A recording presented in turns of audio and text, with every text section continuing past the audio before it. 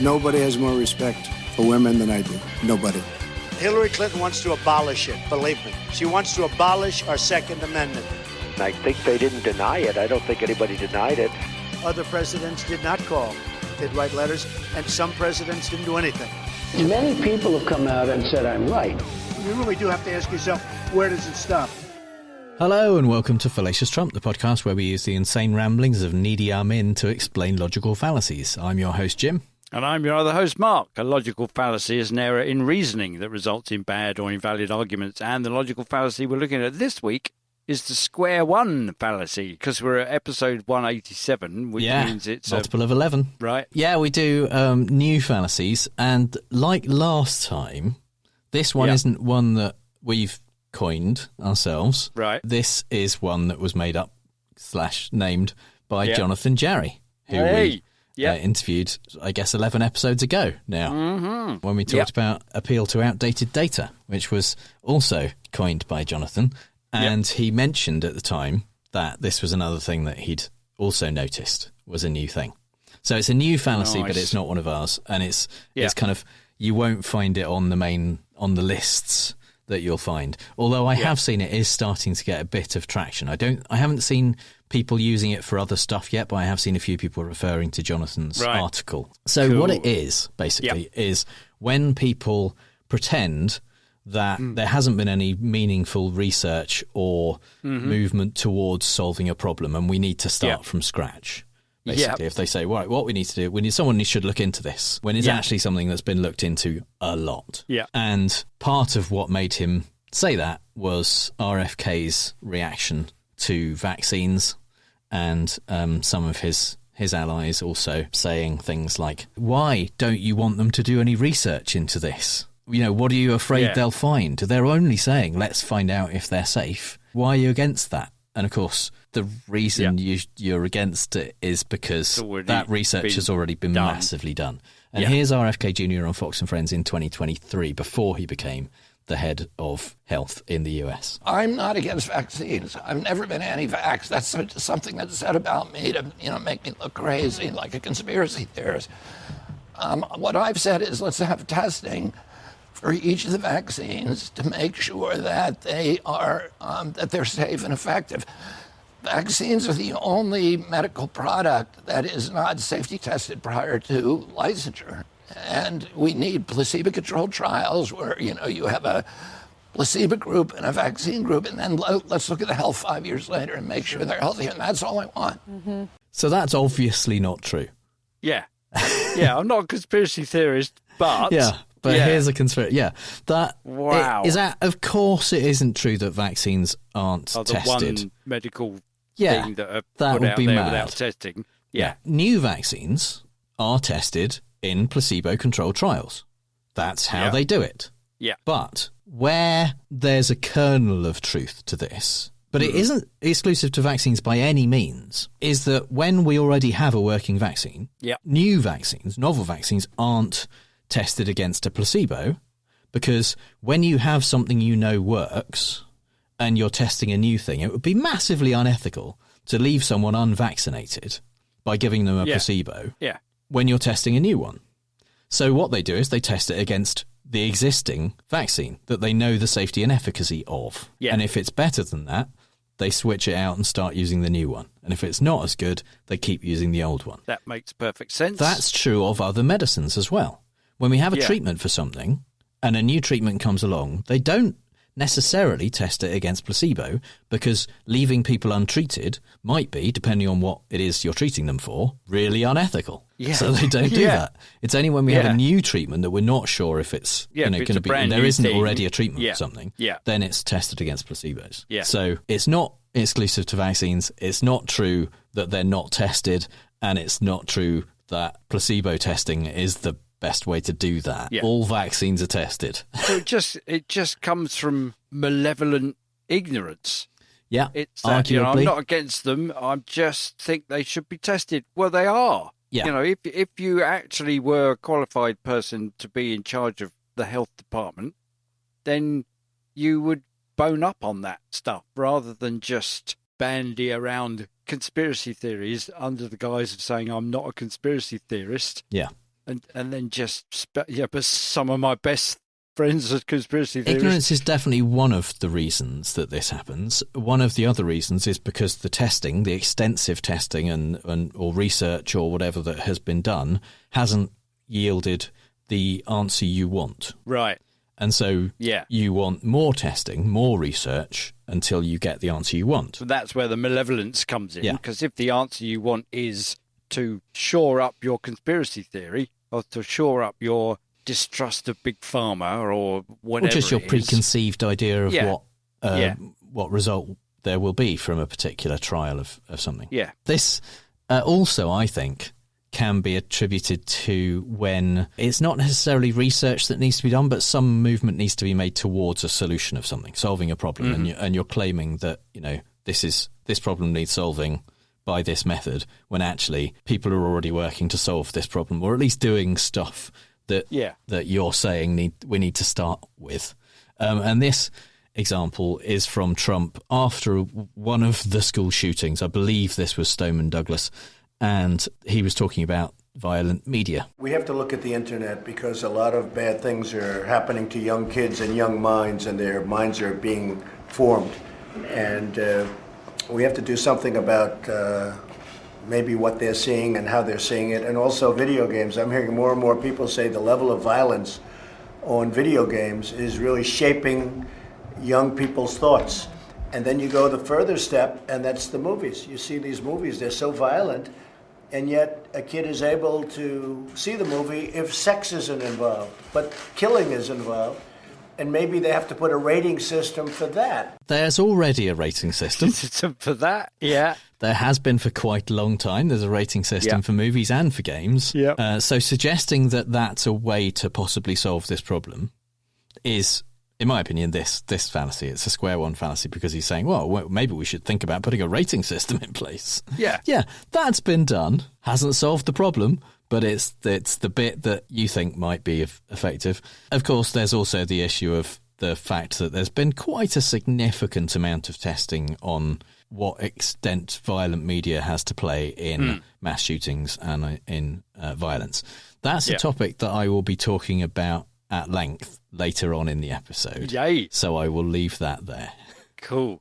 And also it kind of cherry picks the media, because he is a contributor to violent media, verbal violent absolutely. Yeah, no, media. it's scapegoating the media in this instance. Yeah. Absolutely. And now is the time, I think, for Mark's British politics corner. In a similar medical vein, quite recently, on the 25th of November, Kemi Badenoch has jumped yet again on the trans culture war bandwagon and tweeted on the 25th of November, "No child is born in the wrong body. I cannot believe we are back to square one, with NHS England backing an experimental trial of puberty blockers on healthy, vulnerable children, ignoring the damage already done." And then she kind of includes the letter that she's written to whoever to get people to get West Streeting to step in. So ignoring the damage already done, the Cass report, yes, which was commissioned by the Tory party, recommended that puberty blockers be made temporarily unavailable, except if the child gets the puberty blockers through a research study designed to learn more about puberty blockers. Kemi Badenoch... the Cass report specifically said research should be done on this, which already was the back to square one thing, because plenty of research has already been done on the effectiveness and safety of puberty blockers. Yeah. And I think part of the acceptance when she was Equalities Minister and before she was Conservative leader, she welcomed the Cass review and its findings, and I suspect that was because that allowed them to put their policy in, which was to be all anti-trans and be on that side of the culture wars, and by wholeheartedly supporting the review and the Cass report, that would kick the can down the road a little and they wouldn't have to deal with it. So that's why they embraced it. And now she's doing it again, because the recommendations were, yes, we should give puberty blockers to people as part of the testing process. And she kind of went, yeah, at the time, that was great. And the Tory party accepted all the recommendations in full. And the thing is, it wasn't a negotiated compromise with trans advocacy groups. It was a requirement imposed by anti-trans people, like the then Tory party thinking prior to her becoming the leader. And while she was the Equalities Minister, it's kind of proper 1984 mistitling, because she wasn't about equality at all. They had a lot of worries about getting votes, basically, so they just jumped on that wagon. And it was suggested by the anti-trans community. And so there's a bit of, I think, in a Square One thing, there's also a bit of moving goalposts. They're the ones that suggested it. And then when the requirement is met, there's a kind of, oh, well, we can't believe that's happening. Yeah, I think Kemi's certainly stacking goalposts moving on top of the original Square One. She's moving the goalpost to Square One. Yeah, absolutely. So here's our second example. This is Rishi Sunak speaking to the faithful in surprisingly shiny trousers in January, not the faithful, in January 2024, not long after the general election was announced. Now, the choice facing our country at that election is, do we stick with the plan that is starting to deliver the long-term change that our country needs, or do we go back to square one? I want to deliver the peace of mind to all of you that will come from knowing that we are building a brighter future for your children and grandchildren. And I want to deliver a renewed sense of pride in our country. Now, the alternative is Keir Starmer, who would just take us back to square one. It doesn't define what square one is, but the more you listen to it, the more distant and opaque and indistinct the promises are. Do we stick with the plan that is we're beginning to see the delivery of the long term? So I think, well, that's a long way off. We're beginning to see the leading edge of something that's way, way off. And also, squares 2 to 14 under the Tories, not particularly good. You know, it would be nice to just go back to square 2015. Yeah. That would be good. I'm gonna push back on this one a bit, okay. Which I haven't done for a while actually. But I'm not convinced this is a square one. This is him. He mentioned square one. Yeah. He says we don't want to go back there. Mm-hmm. He's not suggesting that we need to do something that has already been done plenty, or that is already being done, is he? Really? He's not saying this is something that someone should do something about. Yeah. As if no one has ever done anything about it.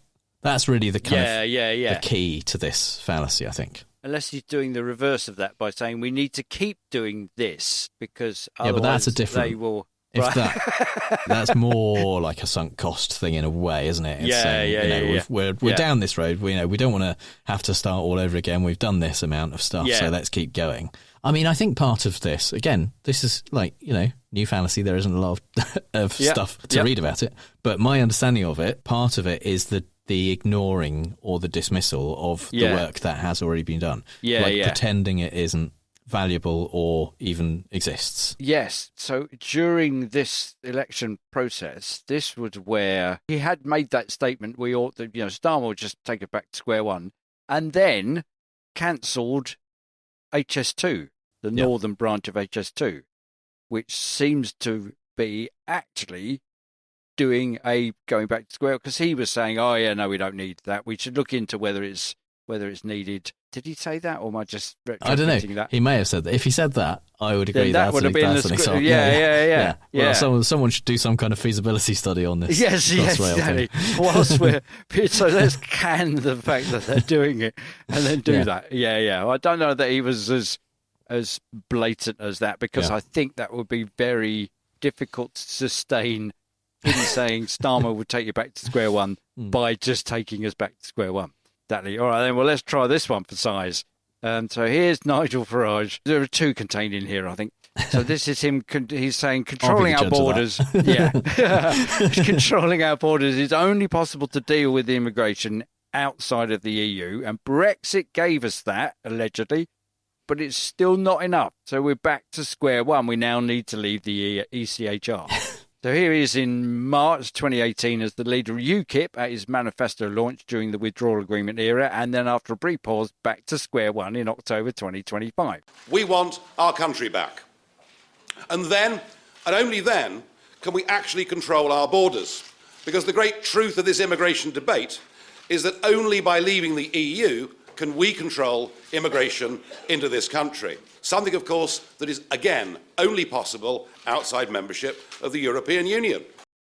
We are not sovereign, all the while we are part of the ECHR, the European Council, and its associated court. I do not believe that it is right that we should, when it comes to controlling our borders, when it comes to who should be able legally to live, work and settle in this country, or indeed who should not be allowed to stay in our country, for this to be under the remit, firstly, of judges in Strasbourg, and secondly, under the political control of judges in this country who now can make their own interpretation of what we've understood for many, many years to be British common law. So I think there are two-ish square ones in here.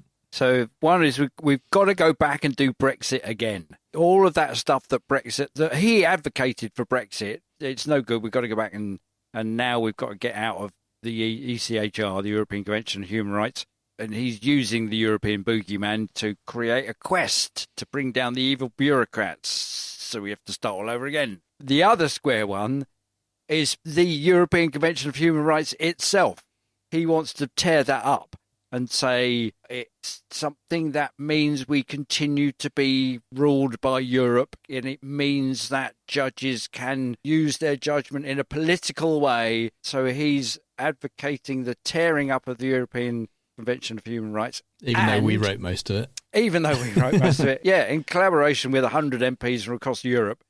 And the UK was the first to ratify it in 1951. He's also advocating the tearing down of the independence of the judiciary. He's characterising the decisions that they make independently based on the European Convention of Human Rights as being politically motivated. Of course, what he's doing is calling it that because he's politically motivated. So that he's saying we should not have that, and he's saying we should go back to what we had before. Right. So what I'm gonna do, I'll give you one of those. Yeah, yeah. I think it's actually quite an interesting version of it, in as much as saying the only way we can be sovereign is with Brexit, and then having achieved that, then being the person, like normally I think this would be applied to other people having done work, and you're ignoring that work. He's ignoring his own work that led to Brexit, and saying all the work that he claimed. Yeah, and now he's saying the only way to be sovereign is to leave the European Court of Human Rights. Yeah, ignoring the work he's done to get us out of Europe in the first place, that was supposed to achieve that end. Right. Yes. So actually, yes, we've got to do more of that. I think we've got to do more Brexiting. Yeah. I think that he's saying, someone should help make us sovereign by doing this thing I'm now saying is the only way that we can be sovereign, despite the thing I said before. Yes. The other bit where he's saying we should get rid of the Court of Human Rights because it is getting in my way of oppressing people's human rights. Yeah. I don't think it's a fallacy at all. Right. People saying we should go back to the way things were, we should go back to square one, or saying we don't want to go back to square one. Those are just opinions. Right. Nothing illogical about them. They might be wrong. Yeah. But him saying, this thing that we've had for 75 years is a bad thing and we should get rid of it. Yeah, he's just an idiot. He's not making an invalid argument. He's just being an idiot. Yeah. Well, interestingly, Starmer is advocating that we look into the European Convention of Human Rights. Somebody ought to look into that to see if it's truly reflecting what we want. And he kind of be talked about because it's been looked into a little bit. Way. Yeah, that's right, yeah. I thought you were going to talk about, you'd mentioned this before, the grooming gangs thing. Yeah, it was just too depressing.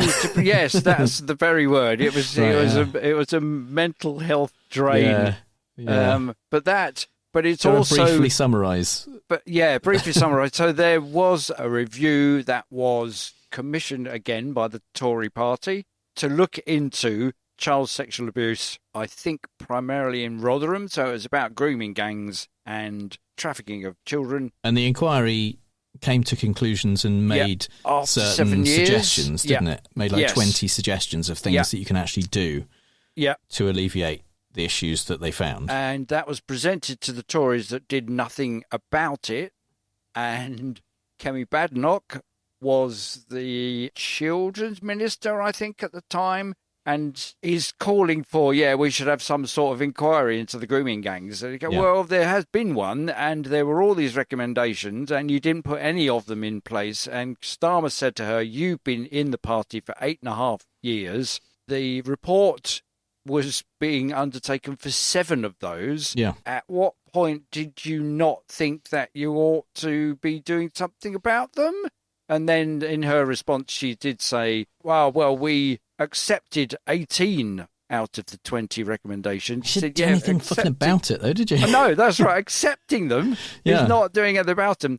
And in fact, the author of the report herself said, we don't need another report. You just need to act on the recommendations. That will sort the problem out. Absolutely. And in fact, just last week on the 9th of December, they appointed Baroness Anne Longfield, CBE, as the chair of a new independent inquiry into grooming gangs. Because their cherry-picking, goalpost moving goes back to you can go back to square one in order to avoid the responsibility for having done anything about the previous set of information. And that's exactly what Kemi Badenoch is going, we should all have that, and we should get somebody in, and blah, blah, blah, blah, because it didn't deal specifically with grooming gangs in Telford or somewhere like that. Yep.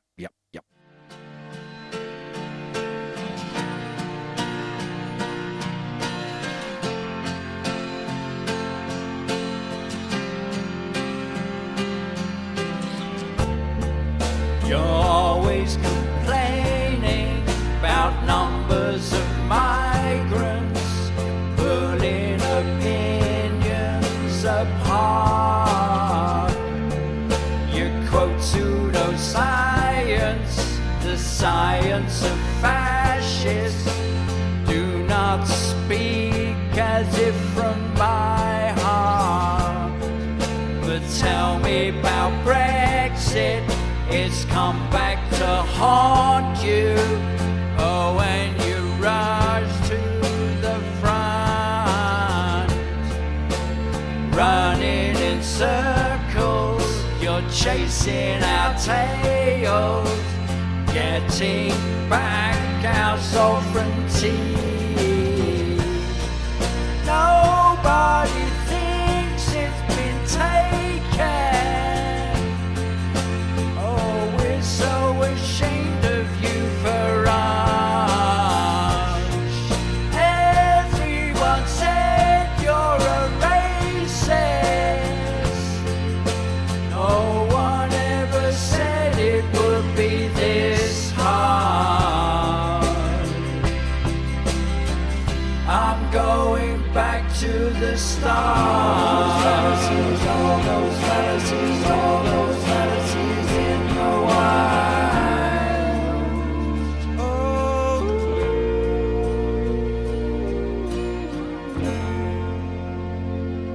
Coldplay there, of course, with The Scientist. So in the Fallacy in the Wild, we like to talk about the Fallacy of the Week from a non-political perspective, but that's literally not possible this time. Yeah. Because I looked for a while for examples of this in popular culture, in movies and TV and stuff. Yeah. And I couldn't find any good examples at all. And I think the reason is because it requires there to already be a body of evidence in a particular field. Right. And then for someone to suggest that you study stuff in that particular field as if that body of evidence doesn't exist. And so having a kind of in-universe body of evidence that exists that a character in universe is ignoring is a very specific narrative structure. Yeah. So it sounds like the kind of thing Monty Burns would say. Yeah. But anyway, I couldn't. So basically, these are all essentially real-world examples that are, to some extent, political, because ignoring research in a particular field so you can continue to spout your mostly hateful talking points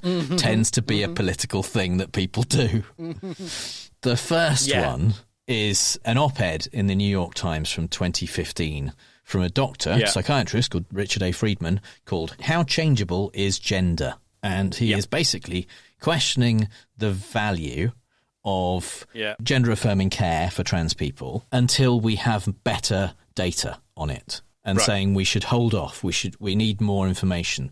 And he does it by lying about the data that we already have, in part. He relies on a Swedish study that was a long-term study looking at the following up people who had gone through gender reassignment surgery specifically. In this case. And one of the things they looked at was the levels of depression and suicide pre and post that procedure. The control group for that study was notably not trans people who hadn't gone through gender reassignment surgery. It was cis people. And when you compare trans people, pre or post-operative, to cis people, they have higher rates of depression and suicide because of the fucked up way that society treats trans people. Or at least in large part because of that. I don't want to say it's 100% because of that, but it's a fucking big chunk of that.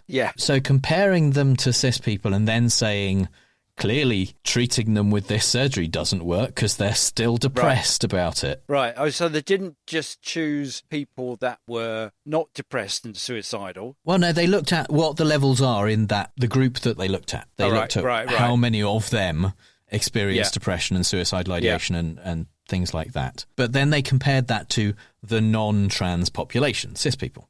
And they weren't making the point that there's this big difference between those groups. They just didn't control it in the way that it would have been useful if what you wanted to know was, is this surgery effective for reducing that instance? Like, are people who are similar age, similar time, having gone through social transition, similar time, having kind of come out to their friends and family and all that kind of stuff, but haven't gone through the surgery, do they still experience the same level of suicide and suicidal ideation, depression, etc., to people who have gone through the surgery and so on? That would have been an interesting study. It wasn't the study they did. But it's the study that this guy is complaining about. He's not complaining. He's simply saying that it doesn't look like it makes you happier to have gender reassignment surgery, which isn't what they said. Isn't the conclusion that you can draw from that study. The study, in fact, included the caveat, no inferences can be drawn as to the effectiveness of sex reassignment as a treatment for transsexualism, they said. It's a direct quote. And the researchers admit that the condition of the trans subjects in their study might well have been worse without surgical intervention. It's just not one of the things they covered in that study. Which sounds like a Mueller-esque kind of conclusion, doesn't it? You can choose to read it however you want to.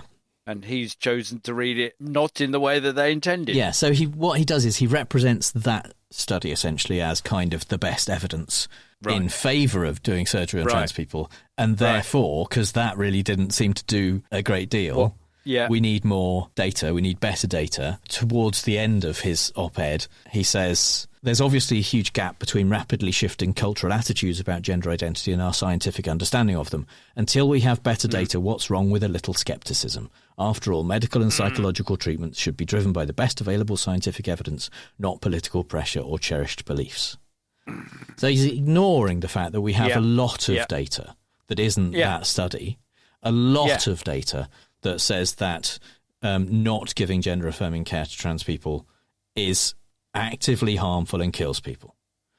And so that's what's wrong with a little scepticism and requiring better data in inverted commas. Yes, exactly. It allows you, a bit like the grooming gangs and a bit like Kemi Badenoch's puberty blockers, it allows you to kick the can down the road. It allows you to maintain your bigoted view and back it up with pseudoscience, or pseudo back it up with science, and not do anything about it, and not give a shit for the consequences, because those are people outside of your purview, because you're just dismissing the whole deal. So you can feel good about doing that. Meanwhile, countless dozens of people suffer. Why can't everybody just be nice to one another? So our second example comes from a news report about the attempt to get legalization of cannabis in Guernsey, the British Channel Island. In July, moves to decriminalise cannabis were defeated. Some politicians argued it would have allowed the police to focus on more important issues like domestic abuse. Others wanted more research into the long-term effects. What effect is that going to have on the people who take it in the future? You know, will they end up with bubbling idiots, or will they be okay?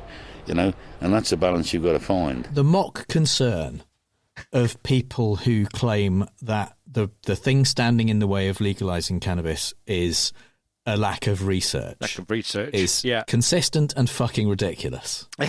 There is so much research on the effects of cannabis. Mm-hmm. And it is increasing year on year. Yeah. In 2020, it hit a record of over 3,500 papers published on the safety of cannabis or involving cannabis as a kind of testing how it is. And then in 2021, more than 3,800 in the first 11 months of 2021, more than 4,000 basically consistently a year for the last 4 years. Wow. On research into cannabis. There is an enormous amount of research into it, and not a single person who is against legalizing it is genuinely, intellectually, honestly waiting for the good research to come along. Yeah. You can't genuinely and intellectually rigorously be waiting for the right kind of research. Because they just want the piece of research that backs up their current position, which is, I mean, when I heard him say that, I was thinking, people have been smoking this stuff at least since the 60s. Absolutely. In popular culture, we know about that. Possibly longer. Yeah. Oh, yeah. But we know we know all about that. Longer than a human lifespan, certainly. Yes. Yeah. People have been using the stuff, and we know that they don't turn up to be babbling idiots. Yeah. And you think, well, what is the motivation is back to willful and malevolent ignorance. It's, I don't want that to happen. Yeah. I don't know why, I just don't. It's also, to varying extents depending on the drug, about racism. It's an easy way to target minority groups because you can charge them with crimes. Yes. And you can selectively charge people depending on if you like them or not. Yeah. So I'll tell you another thing that has been tested a lot and has been shown to be bad is tobacco. Yeah. This is an article from the Greenwood, South Carolina Index Journal from September 23rd, 1963. The headline is, "Let's have more research, less theories," Allen says. This is George Allen, the president of the Tobacco Institute. Yeah, weirdly. Yeah. He said, "There is some danger of losing sight of what ought to be the basic objective of all concerned, to expedite the research still necessary to find out what actually causes the diseases in question and what role, if any, tobacco may play." Wow. So, by 1963, scientists were very sure that smoking caused lung cancer. Yeah. The tobacco industry was funding all the research they could to prove that it was indeterminate, or there might be other causes, or it was just statistical noise, or it was kind of computer models when those came along to say that there was actually nothing to it. And they kept that going longer than you might expect possible. To the extent that here is William Campbell, the CEO of Philip Morris in 1994, being questioned by Representative Waxman, a Democratic congressperson. Mr. Campbell, you were also deposed, and you said, quote, "To my knowledge, it has not been proven that cigarette smoking causes cancer." This is a rather passive and puzzling approach, especially in light of the consensus, not by some, but all of the scientific community. Will you ever be convinced, and what evidence are you waiting for? And let's have the microphone passed over. Yes, I may be convinced. We don't know what causes cancer in general right now, so I think that we may find out what causes cancer, and we may find out some relationship which has yet to be proven. Wow. 1994.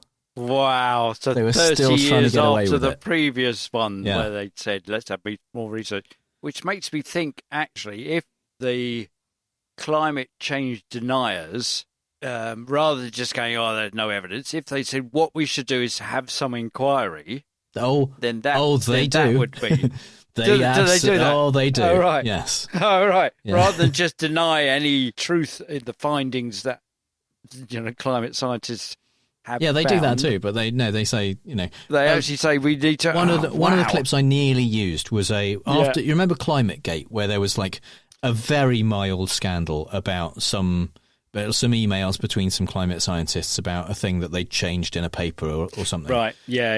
And it was really nothing, and it didn't change the vast body of climate science evidence. Yeah. And so Ed Begley Jr., the popular St Elsewhere star, who's also an environmentalist, went on Fox and talked to Stuart Varney, who was saying the debate's still open as to what's happening with climate. And Ed Begley was saying, no, the debate's closed. The science is in. We know what causes climate change, and it's us. It's and us. we need to do something about it. And Varney was like, well, we need more information. Wow. Yeah, they're absolutely still doing that. It's, we follow the money kind of thing, or follow the political stance. Yeah, there is a direct correlation between the people that call for more evidence and their vested interest. Well, Congressman Waxman, in this hearing, because he was talking to all of the CEOs of the major tobacco companies, of big tobacco in this hearing, and he was saying to them, I don't understand why you aren't doing, you're saying, well, we just don't know. But isn't it on you to make sure your things are safe that you sell? Right. Yeah. Shouldn't that be an active thing you're doing rather than just, bringing in money and saying, well, we don't know what's causing all this cancer? Yeah. So we're gonna play fake news, folks. I love the game. It's a great game. I understand the game as well as anybody. Yes, it's time for Fake News, the game where I read out 3 Trump quotes, 2 of which are real and 1 I made up, and Mark has to figure out which one is fake news. See, I think we should look again at the basis on which the whole scoring system is predicated. I know we've been using this system for 187 episodes, but how do we know if it's working properly? I mean, where's the evidence for its veracity? I move for a public inquiry into how it works, the function of it, and who stands to gain from the way that it is, and if it's biasing it in one direction or another. I mean, once and for all, we should look at it. What's the harm in looking into it? Exactly. Yeah. Exactly. Until we have some better data on whether this is a good system. Whether the scoring system is functioning properly. Yeah. Absolutely. Where's the harm? So I must say before we go into this one that you are currently on 87 out of 174, which maths fans is exactly 50%. Exactly half. Look at that. Woohoo. So yeah, this is a big one because you've been over 50% for quite some time. Years. Really? But yeah, this is the first time you've been at 50% for a very long time. So this is an important one. You need to get this one right. Otherwise, But what also we've failed to celebrate is that this means that you've been consistently scoring better if I'm going down. Yeah, but as listeners have pointed out, I do have 2 out of 3 chances to win this, and you only have 1. So now the truth to go. Come and look at the inequality of the system. Help! I'm being repressed. Yeah. I've never claimed this was a fair game. No. That's So my protestations, my so-called tongue-in-cheek protestations, actually real every single week, appealing to the listeners out there. Let's rise up and overthrow this bias scoring system. So So this week's statements come from an interview that Trump did with Politico, which was fucking terrible. Politico are not a bad organisation. Usually, they're reasonably unbiased reporting of news, people to account kind of thing. Yeah. But the interviewer who interviewed Trump for this did not push back on anything he said, and everything he said was his usual lie. Yeah. So it was terrible. Yeah. But he talked about Europe a bit, and so these are some of the things he said about Europe. Statement number 1. Europe is, I'm friendly with all of them. I mean, I like all of them. I have no real enemy. I've had a couple that I didn't like over the years. I actually like the current crew. I like them a lot. But and I know them very well. I know them really well. Some are friends, some are okay. I know the good leaders, I know the bad leaders, I know the smart ones, I know the stupid ones. You get some real stupid ones too. But they're not doing a good job. Europe is not doing a good job in many ways. They're not doing a good job. Okay. God. Yeah. Some are friends, some are okay. Yeah. Mm-hmm. Statement number 2. Mm-hmm. I have no vision for Europe. All I want to see is a strong Europe. Look, I have a vision for the United States. America first. It's make America great again. I do explain to Europe because I think, I'm supposed to be a very smart person. I have eyes, I have ears, I have knowledge, I have vast knowledge. I see what's happening. I get reports that you will never see. And I think it's horrible what's happening to Europe. I think it's endangering Europe as we know it. Europe could be a whole different place. Okay, I have eyes, I have knowledge. Statement number 3. Knowledge, okay. Look at what's happening in France. I used to like France. It was a beautiful place, Paris and other places. And you look at what's happening there now, it's like a hellhole. I wouldn't make my worst enemy go there. In many ways, it's worse than London, in many ways. And London is basically on fire, thanks to their terrible mayor. He's terrible. But I made NATO pay up. They weren't paying anything.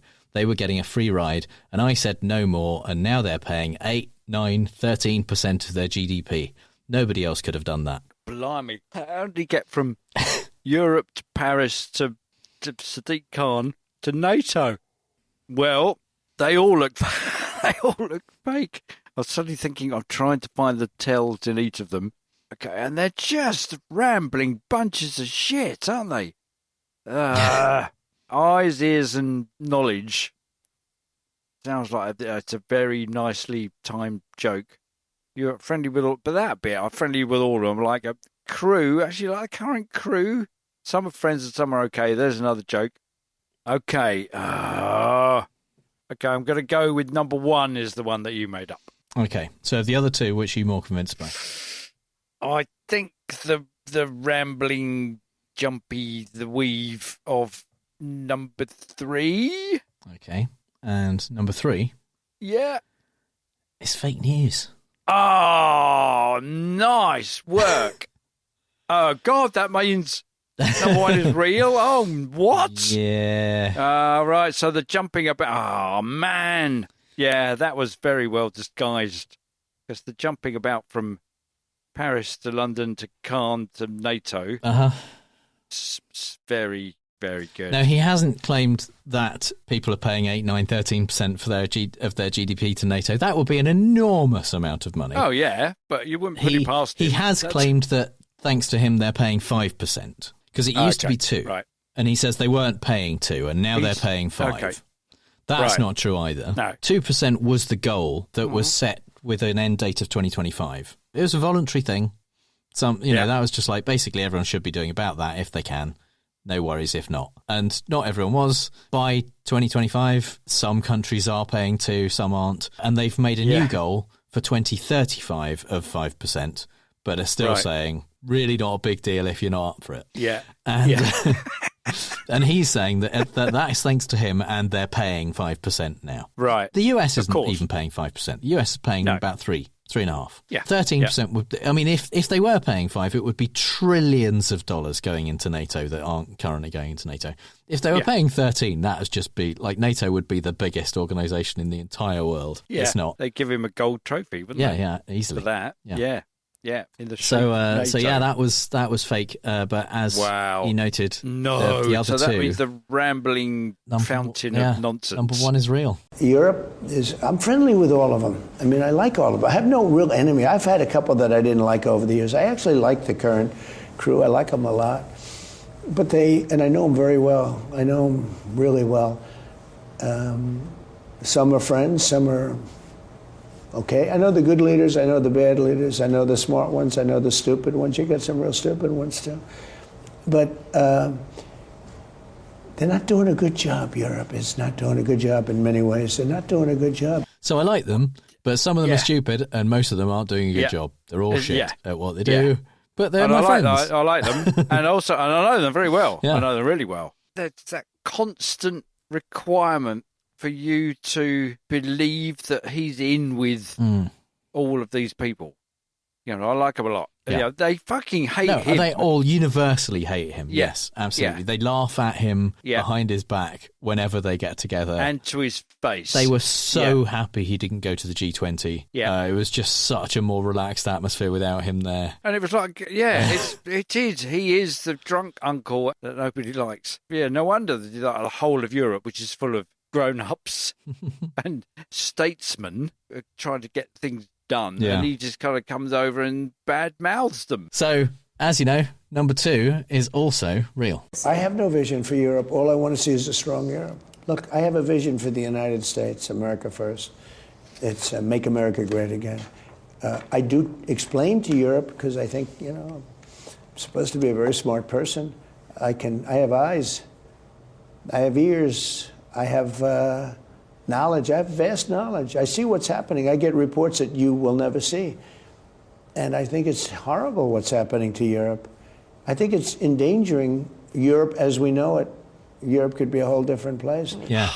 He kind of tells on himself a little bit because he says, I have eyes and I have ears, like it's obvious to anyone who can see and hear what's happening in Europe. Yeah. But obviously it's not, because Europe's perfectly fine. Nothing bad is happening. Yeah. There are pockets where the right are getting in places and it's a bit shit. Yeah. But he's not there most of the time, so it's great. It's even better. Yeah. But he then has to say that he has like secret hidden knowledge, vast hidden knowledge about things you'll never know. Yeah. And that's why he knows, as well as the fact that he can see and hear.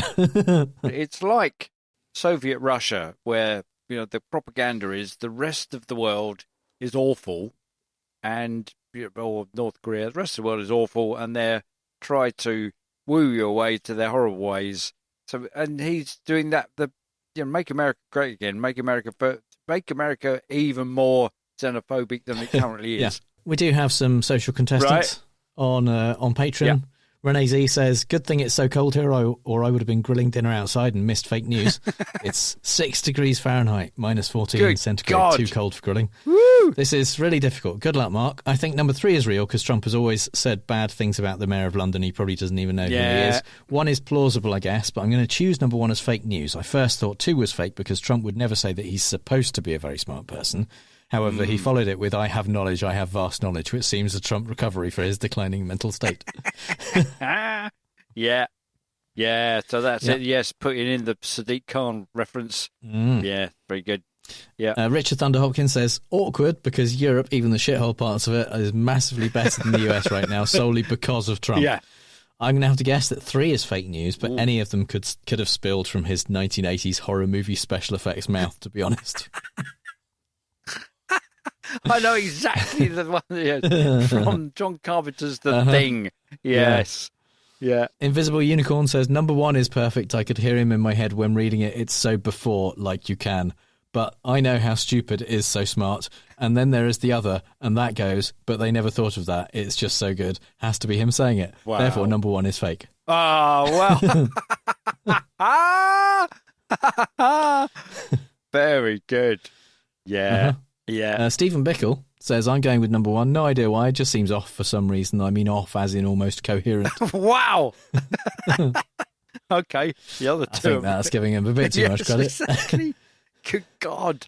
Yeah. And finally, Anders says, Jim is stringing us along here. He really wants us to pick number 3 based on the non-sequential string of numbers, or number 2 on the ever-growing self-proclaimed grasp of knowledge of how the world works. But alas, those have all come from the pie hole of the imperious leader, I suspect. Number 1 is the one Jim made up. Wow. So, yeah, a lot of people went the same way you did. Yeah. With number 1. It's obviously a very convincing fake. Yeah. So nice. That, unfortunately, means that you're now below 50%. Oh, man. But only ever so slightly. But here's the good news, is next episode is our Christmas episode. And as a tradition holds that the fake news game changes for Christmas and typically offers you extra bonus points available. Oh, I say. So you could get up over 50% just in the next episode. I seem to recall that being the case last time, and I failed to do that then. You did, yeah. So this is some sort of guilt-ridden redress for the biased scoring system that we need. I've got no regret. It's fine. We need to launch an inquiry into. Je regrette rien. Yeah.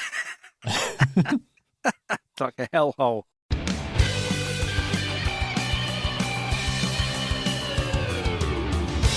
So it's time for the part of the show that this week at least is called Video Game Violence is Not a Logical Fallacy, because we're doing something a little bit different. Right. Obviously, normally we talk about the kind of recent political news. Yeah. Sometimes we have an interview or something like that. But this time, I don't usually choose what fallacy we're doing that far in advance. Right. But for the multiples of 11, sometimes I do, because I have a kind of shorter list of new fallacies. And certainly by the time I knew I was doing Jonathan Jarry's other coined fallacy, the appeal to outdated data, which is 11 episodes, so that's like 3-4 months ago, I knew I was going to do this next. Right. So video game violence was in my head because I knew that was one of the kind of things that Trump had talked about in this field. And around the same kind of time, there was a little bit on the end of one of the Scathing Atheist episodes, the patron bonus bits, which we do a patron bonus bit at the end of our episodes if you're not a patron. So if you want to be a patron, you can listen to like an extra half an hour of us talking nonsense. Yeah. But they also do that You're on not Scathing selling Atheist. it very well. Yeah. I think people like us talking nonsense. But not about only people that have bought into it, not people bought. Yeah. Yeah, it's maybe not how we should advertise it. Yes, quite. But Noah was telling us a completely unrelated story about travel, and in passing said this. My sister visited me like the week before we went to Alaska, and what we were chatting at one point, I was talking about violence in video games, or like about. Sorry to be the bearer of bad tidings for anybody who doesn't know this, but like the evidence is pretty overwhelming that playing violent video games does increase rates of violence. Oh, this made me so mad when it ruined it. I was so mad. I mean, I'm not an expert in it, but like every expert that I've looked at that doesn't seem to have like a dog in the race seems to agree. Robert Sapolsky said that the evidence linking violent actions to violent video games is approximately as robust as the evidence linking cancer to cigarette smoking. Right, like it's that robust. But my sister and I are talking about that. And I'm a big video game nerd, right? So, and I'm talking about how it's really hard to convince video game lovers that that's true, no matter how good the evidence is. Myself included. Yeah, right. So I heard that, and I thought, it doesn't sound true. Right, yeah, well, yeah, I immediately thought that too. Really? And I want to make absolutely clear, I'm not having a go at Noah here. This is a very nuanced topic. This was a passing extemporaneous comment about a completely different topic. Yeah. This was just something he kind of threw in as colour when he was talking about something else. So this may not be his full view on the subject. He may have changed his mind on other things, or he may have read other stuff.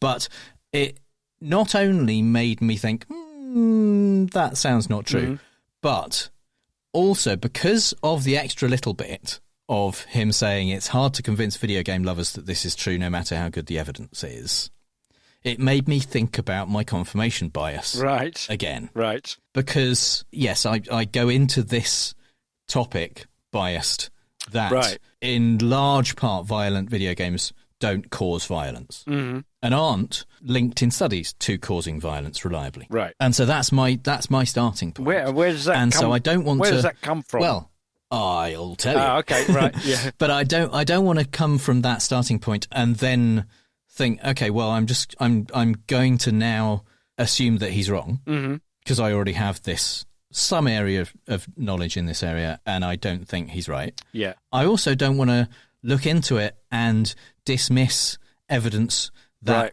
suggests I'm wrong and accept evidence that suggests I'm right. Yes. So I thought, because I haven't looked at this kind of detail for a while, maybe things have changed. Right. Maybe there's new evidence. I should look at it. I should look at the evidence again. I trust, Noah's smarter than me and he thinks it's an interesting topic. I should look at it again and see what I think if things have changed. Yeah. So I thought I would do that. One of the reasons it was surprising to me is, well, if we were to assume this is true, that the evidence linking violent video games to violence is as strong as cancer and tobacco, what would we expect to see in society over the past 30 years since, say, the PlayStation launched in 1994? An increase in violence? Yeah. Yeah. You might. Yeah. You might expect to see that because games are more ubiquitous, more violent, more realistic than ever before, and yet violent crime has dropped consistently since 1992. Oh, wow. There was a small spike in 2020 during lockdown. Right. And it's back now. down to 50% of the early 90s levels. And yet there are undeniably much more and much more violent video games available to every teenager. Yeah. So that's one of the reasons I was skeptical. Yeah. So I started by trying to find where Robert Sapolsky might have said this thing. He's a reasonably well-known, well-respected neurobiologist, not prone to making rash statements, odd statements. Yeah. Hasn't had lots of things retracted. Is like pretty well-respected. Yeah. The closest I could find was in his book Behave, The Biology of Humans at Our Best and Worst. In 2017, where this paragraph appears. He says, heavy childhood exposure to media violence predicts higher levels of aggression in young adults of both sexes, aggression ranging from behaviour in an experimental setting to violent criminality. The effect typically remains after controlling for total media watching time, maltreatment or neglect, socioeconomic status, levels of neighbourhood violence, parental education, psychiatric illness and IQ. This is a reliable finding of large magnitude. The link between exposure to childhood media violence and increased adult aggression is stronger than the link between lead exposure and IQ, calcium intake and bone mass, or asbestos and laryngeal cancer. Wow. So, quite bold. A few important points here. First of all, he doesn't mention smoking, but other sources which say similar things to this do mention smoking. So maybe Sapolsky said it at some point. Maybe Noah's conflating a couple of things between this and something else he's read kind elsewhere. of a fairly reasonable parallel to draw. Absolutely, yeah. On Among the face those of other it, things that are accepted by society as having reasonably strong links. Also, he's not specifically talking about violence in society being linked to violent media. Right. He says it's about predicting higher levels of aggression. Right. He does say aggression might range from behaviour in an experimental setting to violent criminality, but that's a fuck of a big range. Yeah. And aggression is very different to violence. Yeah. And also much better supported by the literature. Right. He does, however, make various claims that I don't necessarily think can be backed up about the effect remaining after controlling for all those factors and childhood predicting higher levels of aggression. So it's time to declare more of my bias going in and my experience of this world. I studied psychology in the 90s at Aberdeen University, and I was particularly interested in media effects research. I read lots of studies about that kind of thing. It was just a part of psychology that particularly interested me. I'd always been into TV and films, and to some extent video games, although they were still pretty new, 1992. So it was stuff that I wanted to read about and wanted to find out more about. And I was somewhat sympathetic to the possibility that there could arguably be an effect, particularly when stuff is shown to children. In 2001, I went to work for the BBFC, where I put age ratings on media specifically to restrict what kids had access to. I also ran the team that classified video games. All the time, I kept up with the ongoing research in this area. So from 1992 to Whether I'm worried about hosting or just giving that perfect gift, creating a delicious holiday for my loved ones is super important to me. From effortless holiday hostings to unforgettable gifts, Omaha Steaks delivers the world's best steak experience. They've always been super convenient in giving me the most high-quality steaks I could ask for, whether for myself or a loved one. Omaha Steaks offers unrivaled quality and variety, and every bite is backed by their 100% guarantee. Save big on gourmet gifts and more holiday favorites with Omaha Steaks. Visit omahasteaks.com, and for an extra $35 off, use code YUM at checkout. Terms apply. See site for details. That's omahasteaks.com, promo code YUM. Go to omahasteaks.com and use code YUM at checkout for an extra $35 off. Minimum purchase may apply. See site for details. A big thanks to our advertiser, Omaha Steaks. 1995, I was reading studies because I was interested in it.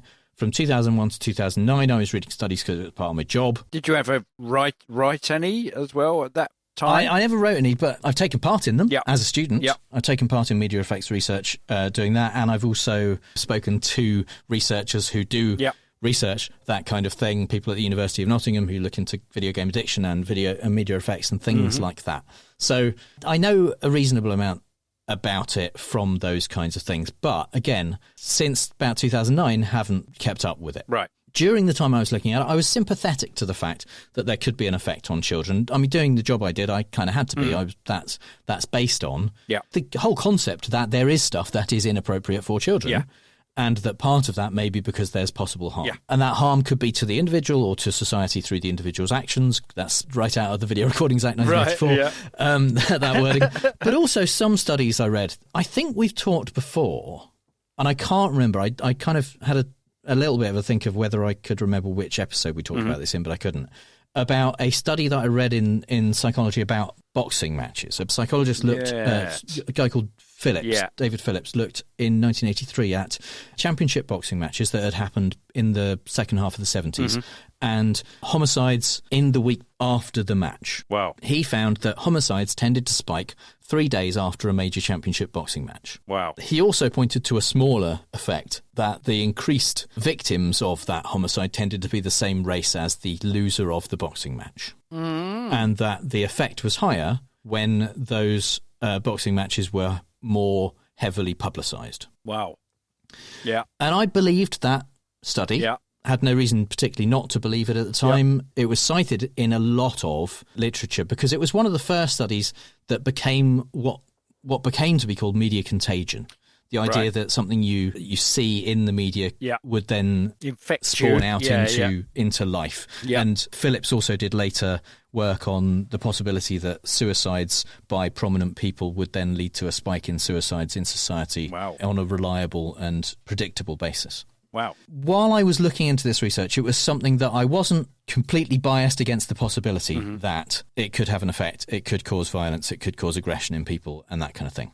There were things I was less convinced about. A lot of this research was sparked in part, or at least cited, an old study by a guy called Albert Bandura in the 60s where he had what he called a Bobo the Clown doll. It was like a big inflatable clown doll with a weight in the bottom so it would pop back up if you hit it. And he had kids watch a video of grown-ups interacting with the doll. Yeah. Some of them would interact with the doll violently. Some of them would interact non-violently. Yeah. And the kids who, after a slightly frustrating thing happened to them, they were given some time to play with toys they liked, and then they were taken away from that and put into this room where all they had was the doll thing. Yeah. So some of the kids who saw the violence interacted violently with the doll. Yeah. This was seen, and is again very much still cited as the social learning of aggression. Mm-hmm. I, even as a student, thought, well, that's bullshit. Yeah, I think we've talked about this example before. Because we may have done. You know, here's a whole new thing that I have got to interact with. Yeah. I've never seen it before. My only experience of how to interact with it is what I've seen from my parent. Yeah. So I will do that. Yeah. I've seen how you play with this toy. Yeah. So this is how I will play with this toy. Yeah. And it's a fucking inflatable clown. Yeah. That isn't necessarily an indication that you are feeling aggressive, that you are wanting to act violently. It's what the clown is for. Yes. It's a big balloon. Yeah. Yeah. So I never thought that was particularly convincing. Yeah. And some of the stuff that kind of cited that as its genesis, I didn't think was particularly convincing. Right. Then there's the fact that later on, once I'd left university and like much later on, in fact, I discovered that even that early boxing study had been widely debunked in various ways. Just a few years later, people looked at the data and showed that, in fact, the matches with the highest correlations to that 3-day lag were because they happened on Tuesday or Wednesday, and therefore the 3 days after that was Friday and Saturday, when most of the violence happened anyway. Right. And also that those are the days where violence is most variable. Some Saturdays there isn't much violence, some Saturdays there's a lot of violence. So it's harder to look for spikes in that. There isn't a standard baseline for a weekend. Yeah. One of the fights was on July the 1st, so 3 days after that was July 4th. Mm-hmm. Again, a possibly more violent day. Yeah. People reran the data, made it so it looked as if the fight happened a year later, and then they looked for violence that occurred 3 days after their pretend fight happened, and they found similar kinds of patterns if you made sure that it happened on the same day of the week and that kind of thing. Also, it looks maybe like there's some p-hacking, because this was well before anyone was talking about pre-registration of things, and so they didn't announce beforehand. Phillips didn't announce in the 80s what he was going to be looking at. He just looked at for the next 10 days after a fight and found that it spiked on day 3. Yeah. Because that was the only statistically significant jump. Right. All of the other days didn't have statistical significance. So he said, oh, look, it's day 3 where the violence I was looking for happens. Right. When you're looking at enough bits of data, sometimes you'll get some statistical significance. Yeah. So actually, there's quite a lot about that study. One of the ones that I believed in and thought, yeah, okay, fair enough. That turns out probably not accurate. Right. So ultimately, when I was looking at it and prepared to believe it, I found the data and the studies mixed, inconclusive, and largely unconvincing. Mm-hmm. Part of that is the difficulty of this research. The things you can do when you're looking at media violence and whether it causes aggression or violence, but almost all of these studies are on aggression. Right. Yeah. Is one of them is correlation studies.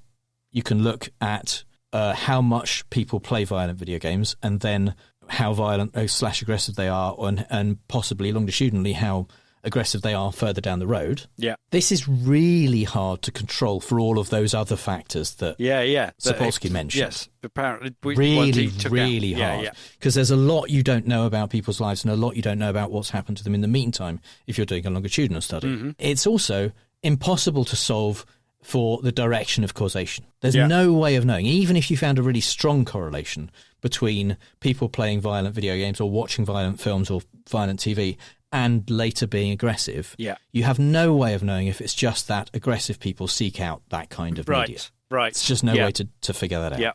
It's also really hard due to the low base rate of violence in society. I mean, there's quite a lot of violence, but most people aren't violent. Right. And most researchers aren't saying that it makes everyone violent. They're saying that some people will be more violent or more aggressive. Right. So when there's not that much violence and aggression that you can measure anyway, finding a measurable effect and then tracing that back to being because of violent media is hard. Yeah. The other kind of study you could do is experimental. Obviously, if you do experiments on people, you can't ethically have those studies involve being violent towards people. Yeah. So maybe they could talk to you about it. Yeah. So because of that, they have proxies for aggression, and they are variably effective. They typically include administering loud noises to either a real person or someone who you think is in another room, making people have hot sauce, like deciding how much hot sauce you're going to give someone. Play violence, like the Bandura thing. Yeah. Like or on a screen, like typing really hard or something like that. Right. A shock machine where you administer or think you're administering shocks to people. Yeah. Responses to questionnaires sometimes. It was like they would say, what would you like the Blade Runner kind of thing. What would you do if you find an upside down turtle in the desert? That kind of thing. Yeah. And the supposedly people would give more aggressive coded answers to questionnaires, but they were typically multiple choice things, and so they decided what responses would be an indicator of aggression, and then looked at those compared to people who had then not watched immediately before something violent. They'd watched something non-violent. Sometimes it was measures of arousal, like sweating, heart rate increase, breathing increase. That's some of the stuff that I did when I was a subject in a media effects research. I had my breathing rate and my galvanic skin response tested while I was watching particular media. Those things are then used to say, well, if it has these effects on people, then the it means that it's making them more aggressive. But how well do those things translate to real life aggression? Yeah, not very well, I'm guessing. That's hard to tell in almost every case, because again, you can't experiment on that part of it. They're also almost always very short-term effects that aren't followed up. So it is, you're showing someone something violent and then you're immediately testing either while they're watching it or just after something you think might be a marker for aggression. Yeah. So you're going into that with a certain amount of expectation and therefore foregone conclusion. But also, even if you show a strong correlation, there's no way to know if after someone's played a violent video game in half an hour, then they're absolutely baseline not likely to be aggressive to anyone. Because all you've done is tested them 10 minutes later to see if they're a bit sweatier or if they would be more likely to give someone hot sauce on their food or something like that. It's not a true indicator of whether they will cause violence in society or whether there will be anything noticeable about them tomorrow. So those are the main two kinds of studies that can be done, and they both have massive problems. And that's not the fault of the researchers; it's that it's hard to test this stuff. But it does mean that for every thing that showed any kind of effect. There were many things that didn't show an effect. Right. And so I was similarly unconvinced by the general corpus of the work. Yeah. The other reason was that almost all the studies that seemed to find a link were written by a very small number of researchers. Ah, okay. There's a lot of people doing research in this field. Mostly a guy called Craig A. Anderson was involved in the ones that found a link. He was always able to find a small but consistent and statistically significant effect. Mm-hmm. That's a little bit suspicious. It's the kind of thing that Marsh would look into. Yeah, It yeah. would ring his bells. Yeah. So that was another thing when I read a paper and it was like, oh, this is one of Craig Anderson's. Mm-hmm. It would, and this was before I was kind of thinking about my cognitive biases and things like that. So I probably did dismiss some of his stuff because I thought, yeah, he's a shit researcher. Yeah. So based on all of that, I went into this thinking, okay, has something changed between me leaving the BBFC in 2009 and Sapolsky making that statement in 2017? Yeah. Was I just out of date? Has there been a whole bunch of really advances in this field peer-reviewed which have made a respected psychologist like that likely to say something like this? Yeah. So to make this statement, Sapolsky isn't relying on his own research. He's not a researcher in this field. He cites a couple of studies, which we'll come to in a moment, which kind of make these claims, and one's closer to the ones that Noah mentioned. Again, I don't want to nitpick too much on the paragraph in his book because the book isn't about violent video games. It's like 2 paragraphs about video games in his book about human behavior and the biological influences on human behavior. That's what he is. He's a neurobiologist and he talks about behavior. He's not an expert on video games. He is arguably an expert on aggression. In his 2011 6-hour lecture series on aggression for Stanford, he talked about video games for less than 2 minutes. Oh, my word. Well, yeah. So it wasn't a big part of what he personally was looking into or even necessarily interested in. Arguably, when he did talk about them, he was a bit more reserved in what he said. Another one of the great perpetual questions is, what is the effect on adult violence of having been a kid growing up watching a lot of violent television or a lot of violent movies, or as the studies are now beginning to be there to ask violent video games, what's that one about? And every parent for decades has known, of course, what the worry is, which is watching violence in any sort of version of media like this is going to foster violence, intensely well-studied subject. And what the results generally show is, yes, here it comes again. The same exact thing. Watching a lot of violent television when you were a kid makes you more violent if you already are tending towards being violent.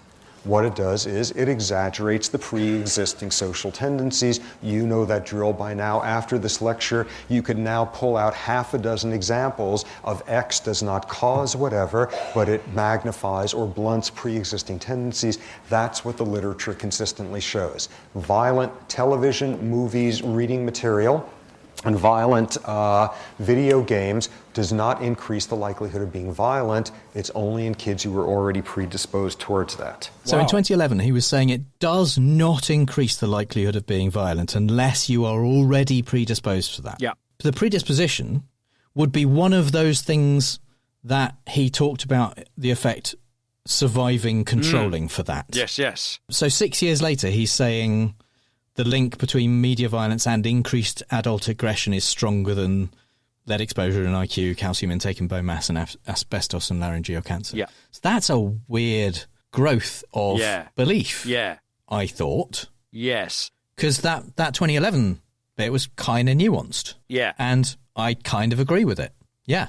It doesn't increase your likelihood that you're going to do anything violent or be noticeably aggressive unless you are that kind of person. There's absolutely plenty of evidence and research that shows that people who are genetically predisposed to be violent can be triggered by stuff and will either show them new ways to be violent that they hadn't necessarily thought of or would like to try now, or triggers their kind of bloodlust, for want of a better word, to decide to be violent. That's a thing. The former of those were the very things that you were looking at when you were working at the BBFC. Yeah, to some extent. There was a recognition that there was that possibility, and that came up in not just violence, but things like drug addiction and stuff like that. There's some studies that show that seeing people taking drugs on screen is, and particularly given certain details of needles going in arms and that kind of stuff can trigger addicts and make them more likely to take drugs and that kind of stuff. And there's in various different fields, there is that concern. There's also that concern with things like suicide scenes in films. So, this isn't particularly surprising. It's not particularly different from what is, I think, the general understanding. But it is quite different from what he said in 2017. And I was curious where that change came from. Yes. And I wondered if he'd read something that had come out during that period, again, since I left the BBFC. But actually, it's a pretty close analogue, what he says, to something from a 2006 literature review. So a literature review is not a study, it's not a systematic review or a meta-analysis, it's just a researcher saying, here's where I see the state of the literature on this topic, and looking at a few studies. A study does experiments, a systematic review has rules for which studies you look at and which studies you don't look at, and a meta-analysis does that to an even greater extent and explains why you've rejected certain ones and included other ones and all that kind of stuff. This is just a literature review. It's just a guy called L. Raoul Huseman who said, okay, here's where we are with media effects. He had in his literature review a graph which showed the average correlation between certain things. A Pearson correlation coefficient is expressed as a number between 0 and 1. Wow. Or possibly 0 and -1 if it's a negative correlation. So if something is always completely correlated, always goes along with it, that's a 1. Okay, And if it's never... if it never happens, it's a 0. If it makes something not happen, it's a -1. Right, okay. Yeah. According to the British Medical Journal, they say if we wish to label the strength of an association for absolute values of R, the correlation coefficient, 0 to 0.19 is regarded as very weak. 0.2 to 0.39 as weak, 0.4 to 0.59 as moderate, 0.6 to 0.79 as strong, and 0.8 to 1 as a very strong correlation. Right. This graph in Huseman's literature review, which has various things, including exposure to lead and IQ scores, calcium intake and bone mass, exposure to asbestos and laryngeal cancer, and media violence and aggression. So all of those things that Sapolsky mentioned. And I didn't just find this magically. He cites this in his 2017 book. Right. This is a review that he says, for a great review of this subject, go to, and it points you to Huseman's study. So this is obviously where he found that data and why he believes that and why he said that. Interestingly, this graph also has smoking and lung cancer on it. So that's possibly where that comes why from. Other people who cite this graph mention smoking and lung cancer. It also has passive smoking and lung cancer as well as a separate thing. So according to this, smoking and lung cancer has a correlation of about 3.8. 0.38. So according to the BMJ, that's a weak correlation. Right. Media violence and aggression, 0.3. Oh. Bit lower. Yeah. Passive smoking and lung cancer at work, 0.18. Exposure to lead and IQ scores, 0.15. Calcium intake and bone mass, about 0.12. This is a bar chart without good gradation, so I'm guessing at where these lines line up. And exposure to asbestos and laryngeal cancer, about 0.09. So that would be, according to the BMJ, a very weak correlation. But it's clearly what Sapolsky is basing a statement on. It's routinely cited even now in the literature around media effects, and they often include the smoking and lung cancer comparison. If they don't cite this, they cite the original paper that Huseman got his graph from, which is useful because Huseman doesn't say where these figures come from. Right. The original paper does. That's a 2001 paper by Craig A. Anderson with his frequent collaborator, Brad Bushman.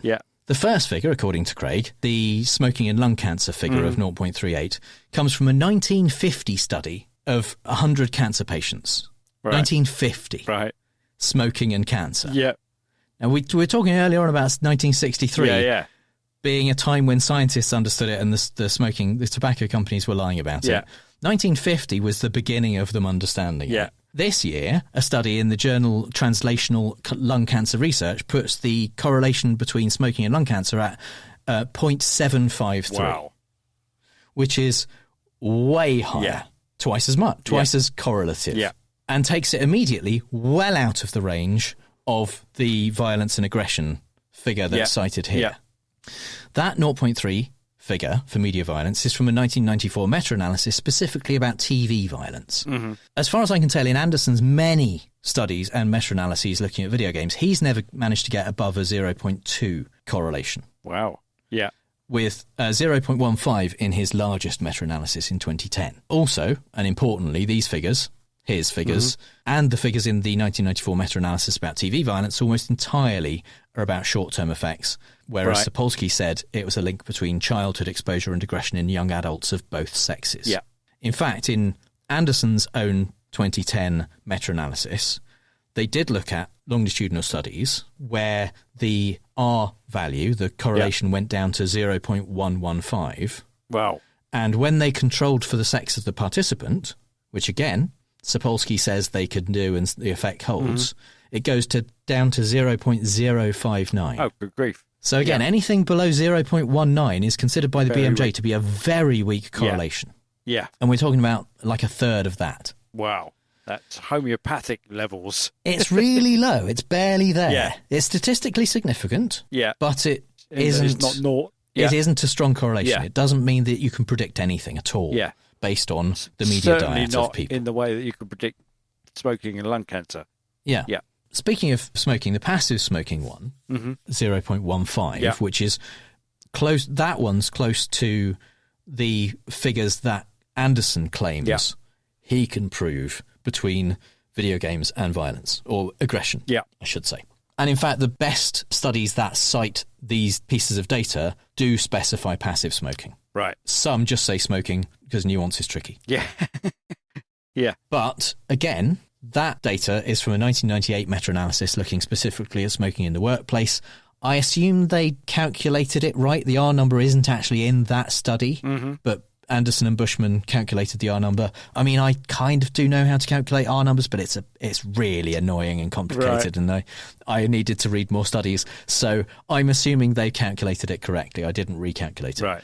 However, again, that study this year in the journal Translational Lung Cancer Research puts the correlation between passive smoking and lung cancer at 0.416. Oh, wow. That's a lot higher. So higher than they claimed smoking and lung cancer was in 2001. The lead study, the lead and IQ, which again, Sapolsky claims is a less robust finding than media violence because of the data here.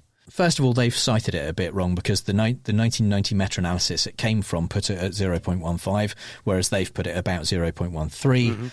Some of the studies in that meta-analysis had it as high as 0.27. Wow. A 1995 study I found separated out people who were born before 38 weeks of gestation, so premature. Right. It's lead exposure in childhood, but if you were a premature baby, the correlation for them for low IQ is 0.68. Wow. That's a massively significant correlation. Yeah. That is what the BMJ would consider a strong correlation. For people who were carried to term, the lead has almost no effect on your IQ. Yeah. So that's a significant difference. And it isn't something that was mentioned here or split out into the nuances. It was just kind of bundled together and said, it's about 0.15, so it's not that strong. The calcium one is a bit misleading because it combines multiple factors. A Korean study I found showed an R of 0.001 for premenopausal women, so almost no correlation whatsoever, but 0.224 for postmenopausal women. This is for calcium intake and bone density. So that's a huge difference. And again, if you just combine all the figures for pre and postmenopausal women and men, the correlation goes down. Right. Yeah. Yeah. The asbestos one is harder to figure. There's no R value in the cited study. They tend to use a thing called RR, which is raised risk, like over the general population for things like laryngeal cancer, because asbestos is by no means one of the even main causes for it. Yeah. So it's like if you're exposed to asbestos, what's your increased chance of having laryngeal cancer? Again, he probably calculated the R value himself. Let's assume he's right. It's a weak correlation. I couldn't find a reliable R value for that. But for the ones I could track down, Anderson has, either by design or by pure chance, chosen results that underplayed the correlations for things that society accept there is a clear causal association. And based on his own research even, overclaimed the correlation for media violence. Right. He's claiming in doing this that an R value of less than 0.2 is a clear and robust correlation, because everyone knows that passive smoking causes cancer and lead causes low IQ and calcium intake causes better bone mass. But look at how low the measure for success as a correlation is. Yes. Because these are low numbers. My measure of R for media violence is the same, and I found ones that are higher. Yeah. So he's trying to say, look, it's a clear correlation, just as clear as all of those things. Yeah. The other thing that he's doing, I think, which is, I'm going to, because of his 40 plus years of this, I'm going to say he's deliberately being over emotional in this. Because this suggests not only, in citing all of these things, it doesn't only suggest that the correlation is as close, which is a weird scientific artifact, but that the effect is too. He's saying you need to be as worried about it as you are about smoking and that causing lung cancer. I think that's the impression it gives. Yeah. If everyone's so concerned about smoking... Why aren't they? Yeah. And yet the correlation is close to the media violence one. Why isn't everyone concerned about the media violence? Yeah. The thing is, smoking causes 80 to 90% of all lung cancers. Wow. Yeah. There's no greater factor, and it's preventable. Yeah. With media violence, the best they can show, if we assume that all of their results are accurate, the best they can show is that it's weakly correlated with aggression. Yes, and not necessarily almost nobody violence. claims it causes violence or is even correlated with violence. They posit no actual impact on society from this. Yeah. Some of the things that are demonstrably and testably correlated with actual violence in society, way more than media violence, are things like poverty and income inequality, genetic influences, children witnessing domestic violence, abusive parents, alcohol and drugs, gangs, bigotry, toxic masculinity, access to weapons, things that people are avoiding doing anything about because they are scapegoating video games to some extent, which by every measure is absolutely less of a factor, if it is a factor, on violence as society. But it's things that, well, they belong to the culture wars now. Violent media is very visible, so you can point to a lot of it, and you can point over there. And also you can be seen to be doing something good by making them responsible, though the government refusal in the UK to implement the second part of the inquiry into media ethics doesn't mean that you can do anything about it. And the vested interests that are working in media are not generally, or working in violent computer games, for instance, are not generally lobbyists or donors to political parties. Well, I mean, arguably they are. Anderson certainly claims that critics of his work are influenced by the rich and powerful media lobby. Right. Who would, if you ruled against them being allowed to have violent media in certain ways, then that would cause them to lose money. And to some extent that's accurate, because in the US, for example, giving an R to an NC-17 rather to a film means that a lot of theatre chains just won't show it. Right. And giving an 18, the equivalent of an 18 from the ESRB to a video game means that people like Sony wouldn't allow it on their consoles. Right. So it is accurate to say that greater regulation of violent media would cause media organisations to lose money because they are popular. Yeah. The thing is, I was at uni in the early 90s. I didn't see any criticism of him by games companies because it was the early 90s and the internet wasn't really a thing yet. Right, yeah. I learned to dislike his work and call him a bad researcher by reading his studies. He cherry picks and misrepresents data. He makes excessive claims for small effects. He appears to ignore publication bias. He includes unpublished studies in his meta-analyses without making it clear how he selects which unpublished studies are valuable enough to include, and always finds the effects he's looking for. He doesn't pre-register his papers. Much of his early work was funded by the National Institute on Media and the Family, which is an advocacy group that claimed on their website, instead of being given the tools and experiences they need to succeed, more and more kids are shaped by a media culture that promotes more easy, fast, fun, violence and disrespect. Those were the people that were paying him to do his research in the early days. Yeah. They've dissolved in 2009, so they're not paying him now, but he's continuing in the same vein as he has for years, for decades now. Most of this stuff that I've talked about is based on his 2001 paper And some of the stuff that I've read of his previously, not now talking about the stuff that has been between me leaving the BBFC and the statement being made. Yeah. Because that's not where this statement seems to have come from. It didn't come from new research findings, that's been done since that period. And I have looked at new stuff and have continued in my sense that it is unconvincing and that there isn't really a link that is demonstrable. Craig Anderson's co-author, Brad Bushman, very prolific, published over 200 papers. There's a website called Retraction Watch, which looks at various publishers of papers to see if there are ethical concerns or concerns with their papers. They wrote about Brad Bushman in 2018. This is what they said. If you read this space, you probably know the name Brad Bushman. That's not a good start. Yeah. They said he studies the effects of violent video games on the people who play them. He also has just retracted his third paper and significantly corrected another. Wow. He has had a history of having to retract papers because the things in them aren't reliable or because there are other issues with it. One of the papers he had retracted resulted in his institution, the Ohio State University, stripping his co-author of her PhD. Whoa. Because there were questions about manipulation of data. Yeah. In part. The other main researcher that both Craig Anderson and Brad Bushman work with is L. Ral Huseman, the author of the literature review that Robert Sapolsky quoted in his book. Right. Between the three of them, they've published literally hundreds of studies citing each other's work and their own work, which increases the citations for each of their papers and builds on the body of literature that shows a correlation, which they all agree with, the three of them. Yeah. And they occasionally rope in other co-authors, but pretty much everything you see that says there is violent correlation. Video games cause violence or cause aggression will cite either one or all of those three researchers.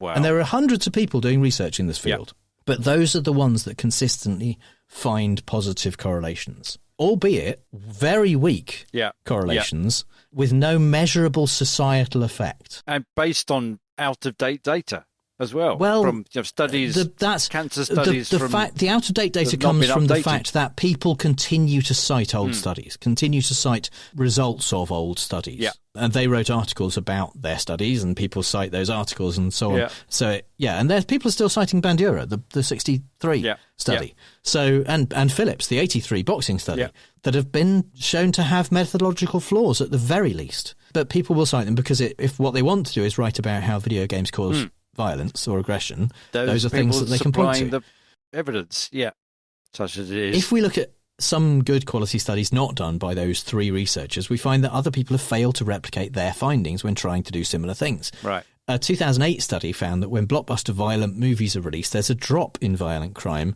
that evening and throughout that night, and there's no subsequent increase in violence over the next 3 weeks. Wow. In the period they studied. And a 2020 study found a similar decrease in violent crime in the week following the release of major violent video games. That is arguably, and the researchers say this is probably why, is what they call time substitution. Instead of being out on the street drinking and being violent, people are in the cinema watching a film or at home playing their new game that just came out. But they don't see an uptick then.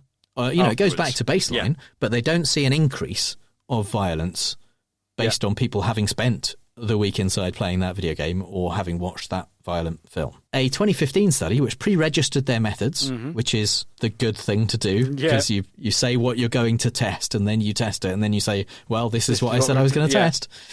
They tested aggressive inclinations of 386 people by, among other things, having them stick pins in a voodoo doll representing someone they were about to interact with after playing either a violent or non-violent game. Right. So that's one thing they said, if they put more pins in, it means they're feeling more aggressive. I'm not convinced how strong that correlation is, but they did find more pins correlated with being male, frustration with how hard the game was, and less familiarity with video games overall. They all correlated with sticking more pins in, and also other aggressive markers that they looked at. But the violence of the game they played did not correlate with that. Oh, wow.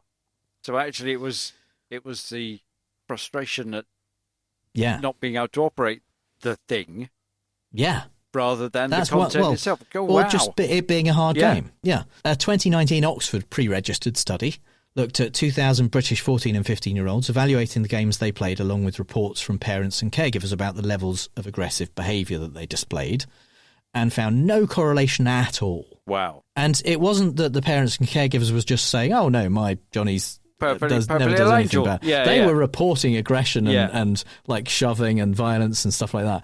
There just wasn't any correlation between that and what games the kids played. Wow. This was a study that was made so that it represented all of teenagers in Britain, like socioeconomically and all of those kinds of things. It wasn't like just university students, which is another problem that a lot of studies have. This was, society-wide, albeit, 2,000 kids isn't a huge amount, but it's pretty big. One weakness I would say of this study is that they used, for coding whether a game is violent or not, they used PEGI ratings. Right. Which is the Pan-European Game Information System, which is a bag of shit. Right. It's not good. Right. So that will absolutely have meant, in my opinion, that they coded some games as violent that had almost no violence in them whatsoever. Okay. Right. So that means they may have been looking at things that weren't. People who were actually playing non-violent games that had a shit PEGI rating because they're bad at their jobs. Yeah. It's not even their jobs, because I say this as someone who was a friend of the two people who used to run the PEGI system in the UK. Right. It's a checkbox system. Right. And there is no room for context, and there's no room for level of violence. So if you like throw a ball at a dog or an animal or whatever in a game, that's violence in the same way as if you shoot a Nazi in the head at point blank range. They aren't differentiated. Wow. It's a bad and stupid system, and they shouldn't rely on it to do this study. They also looked at the ESRB ratings, the American ratings, as a kind of backup for that. But again, that's not that detailed. So I suspect there were some games in that study that weren't actually violent, that they looked at violence. And so that could absolutely skew that result. Right. The last one I'll talk about, a 2018 meta-analysis of 24 longitudinal studies with over 17,000 participants found a correlation of 0.078. Wow. Which, again, very weak. Yeah. Less than half of the strength you need to get to the top of very weak. Yeah. A similar 2020 meta-analysis of 28 longitudinal studies with 21,000 participants found a correlation of 0.059. Oh, wow. These, from what I have seen, and were, again, trying my best to suppress my biases and look at the quality of the studies and how they did it and whether they were pre-registered and the who the authors are and all of that kind of stuff. These, from what I've seen, were reasonably well run, look like reliable studies, and they show almost no measurable correlation or no correlation at all. Wow. The ones that do come from a very small number of researchers using questionable methods and citing each other and some methodological issues that have been called out by other researchers in the field. I could go on and on and on and on. There are literally tens of thousands of studies in this area, but I remain unconvinced. It strikes me that what you've done is a meta-analysis, and that in itself would be worth adding to the pile of what I've done is a literature review, to be fair, because I haven't had any. I haven't had sufficient controls on what things I would look at and what things I wouldn't look at, and I also haven't put nearly enough time into it. I've read a lot of these studies over the last couple of weeks, but I've done my best to try not to just dismiss it because it's got one of those three researchers' names on, and I've done my best not to include it because it says there isn't a correlation. But I've probably done that a bit. I've probably been more sympathetic to ones that show the thing I was expecting to find. But I think it is, at the very least, reasonable to reject Robert Sapolsky's argument that the effect remains after all those controls, that childhood exposure leads to adult aggression, that the correlation between media violence and adult aggression is stronger than the links of other accepted things that we see a causal relationship with. It just doesn't hold up. Good work. And finally, some other things we really don't have time to talk about. Remember those pipe bombs that were left near each party headquarters on the evening of January 5th, 2020? They were discovered and defused. There was grainy footage of the person who left them, but law enforcement seemingly had no leads. Some people randomly and possibly jokingly accused Marjorie Taylor Greene at one point because she had similar shoes. And last month, the reporter on Glenn Beck's news outlet, The Blaze, I did scare quotes for news, but you didn't see, accused a female former US Capitol Police officer by name of being the elusive bomber, based on gait analysis that he claimed made her a 94 to 98% match for the bomber. Well, either we just hit that 2 to 6% error margin, or The Blaze isn't the bastion of responsible journalism we all thought it was, because they caught the guy, and he wasn't the female Capitol Police officer. The FBI and the DOJ made a big fuss about how they got their man, and then slightly less fuss when it came out that he told authorities he believed in the conspiracies that Trump really won the 2020 election. I'll tell you who else believed the conspiracies, or at least was prepared to pretend he believed the ones he was actively making up. Trump's new head of the Office of Response and Recovery at FEMA, Greg Phillips. If that name rings a bell, you've probably listened to us talking about Dinesh D'Souza's movie 2000 Mules at some point. Yes, Greg is the one who claimed to have the evidence of all the voter fraud, just not the kind of evidence you can see in a movie or release to the public despite claiming you would. Coincidentally, he's also the one who claimed Trump won the popular vote in 2016 if you don't count the 3 million votes by illegal immigrants, which he definitely had proof of and would definitely release to the public but never did. The head of the Office of Response and Recovery is a hugely fucking important job, and putting this lying grifter in charge will literally kill people. He has no experience whatsoever in disaster response, despite claiming on his LinkedIn that his work in disasters and emergencies goes back 4 decades. Note he's not saying whether he fixed or caused those disasters and emergencies. Of course, he said the same thing about voter fraud, and that was bullshit too. He's held government jobs before. He spent a total of about 4 years in 3 different health and human services jobs in Mississippi and Texas, 2 of which he left under a cloud of accusations of corruption, financial and ethical misconduct, impropriety, and erosion of the public trust. That last bit's a direct quote from the Mississippi Review Committee that investigated him. Nice. Literally the best case scenario for everyone involved here is that he quickly finds a way to grift millions of dollars, gets bored and moves on like he always has before. Whoa. Because when you're emperor, you of course want everyone to see your face on everything, and where better than on those things you're destroying or removing safeguards from or failing to provide back pay for when you've made them all stop working whilst you perpetuate the longest government shutdown in US history, and cutting staff by 25%. Imagine Trump's whining when he hears that the Center for Biological Diversity filed a lawsuit to halt federal plans to decorate next year's National Parks Pass with an image of President Donald Trump's face, arguing that federal law requires the pass to feature the winner of an annual nature photography competition instead.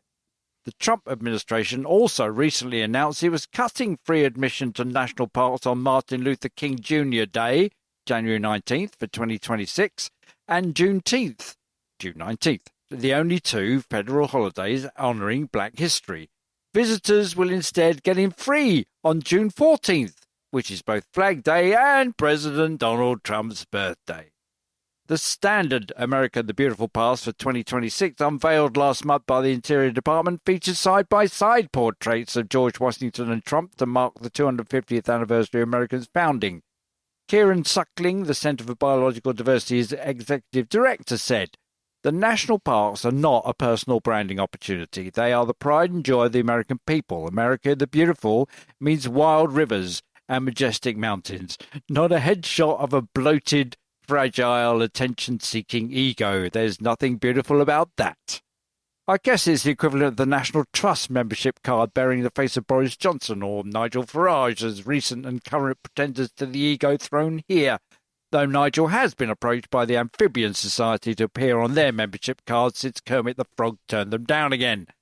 In a statement, the Interior Department, which oversees the National Park Service, said the new free entry schedule was part of its commitment to making national parks more accessible, more affordable and more efficient for the American people.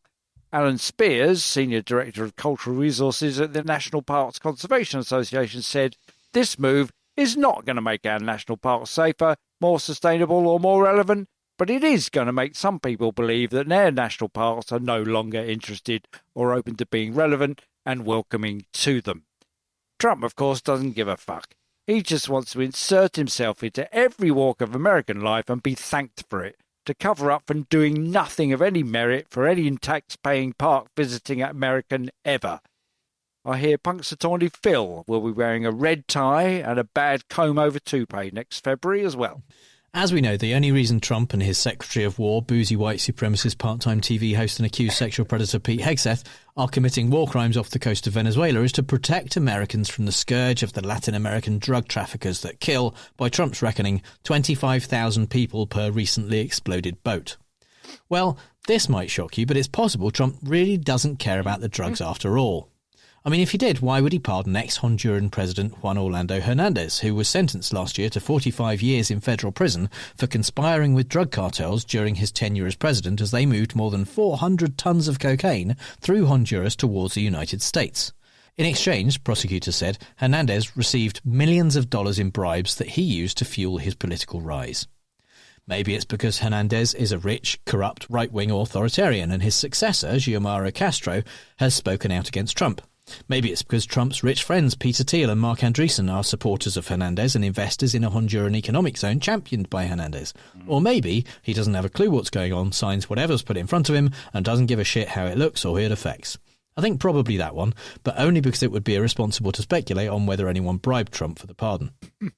Meanwhile, Honduras' Attorney General has issued an arrest warrant for Hernandez and has asked government agencies and global police agency Interpol to arrest him.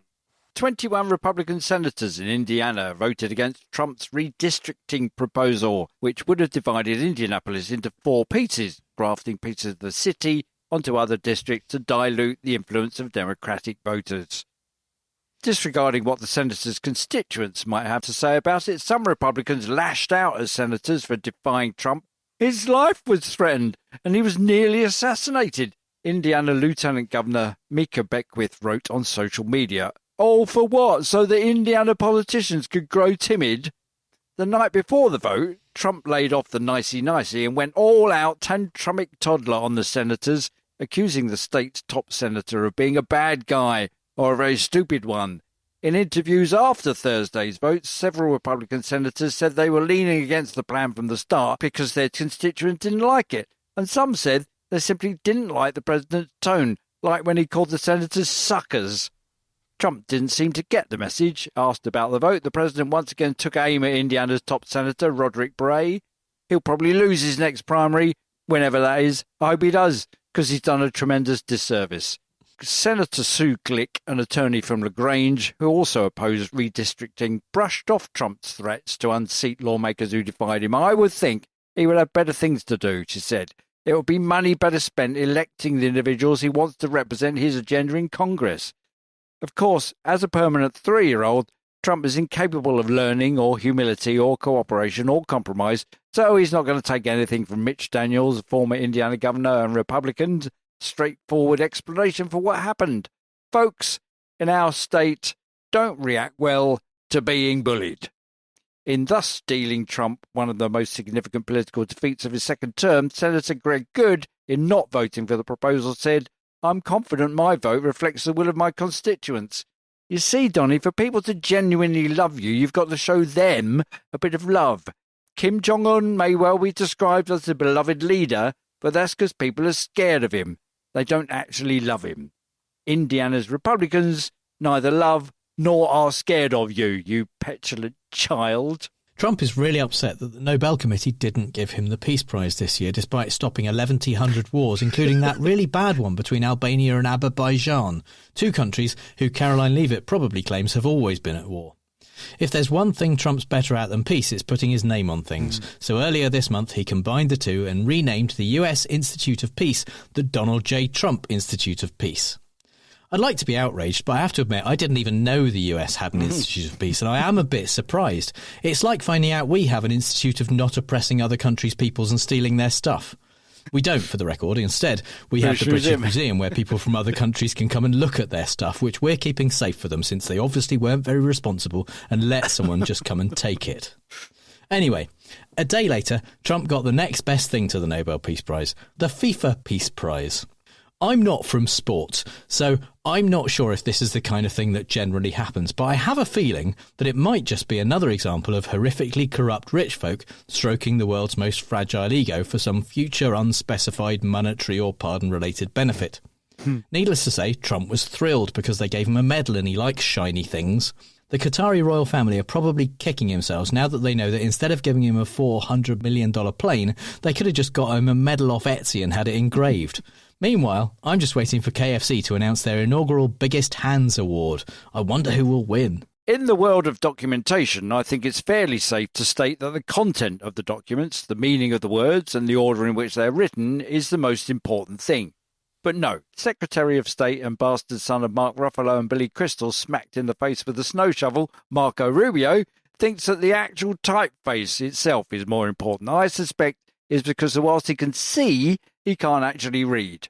In an echo of the jokey global disdain for Comic Sans, the State Department distributed a cable on Tuesday which read, "To restore decorum and professionalism to the department's written work products and abolish yet another wasteful DEIA program, the department is returning to Times New Roman as its standard typeface. This formatting standard aligns with the President's One Voice for America's Foreign Relations Directive, underscoring the department's responsibility to present a unified professional voice in all communications." Well, I guess when your ultimate boss has potential to be a little Caesar, why not use Times Roman? And was Calibri, the font put in place by Biden in 2023 for, legibility and accessibility reasons, really a DEI decision? Yeah, how would it be to make documents a bit more readable and approachable? Shah! You woke snowflakes, all that lefty philanthropic Bill Gates' fault for making Calibri the default font in the Microsoft Office suite in 2007. What's wrong with making official documents inaccessible and foreboding and impossible to read on a monitor and get all distorted in small point sizes? God forbid they hear of the plain English campaign in government offices in the UK. And is this not just another wasteful anti-DEIA programme?